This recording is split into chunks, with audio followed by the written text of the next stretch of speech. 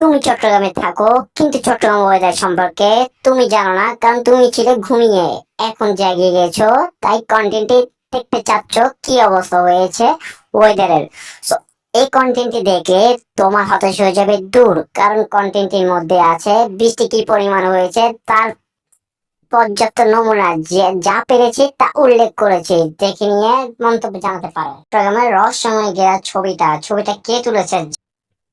গতকাল সকাল থেকে প্রচুর গরম পড়ছিল, তবে দুপুরের দিকে হঠাৎ একটু মেঘাচ্ছন্ন ভাব এলো, যেন বৃষ্টির সম্ভাবনা আছে।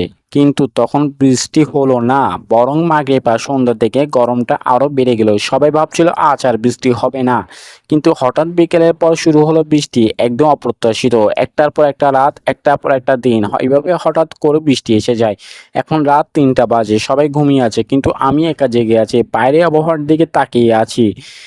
গরম আর বৃষ্টির এই অদ্ভুত খেলাটা অনুভব করছি। আমার দিন রাতের চক্রটা একটু উল্টে গেছে, তাই এই সময় আমি জেগে থাকি। অনেকে এই সময় ঘুমায়, কিন্তু আমি না, আমি জেগে থাকি। আমার চুপচাপ অনুভব করি এই পরিবর্তনশীল পৃথিবীটা।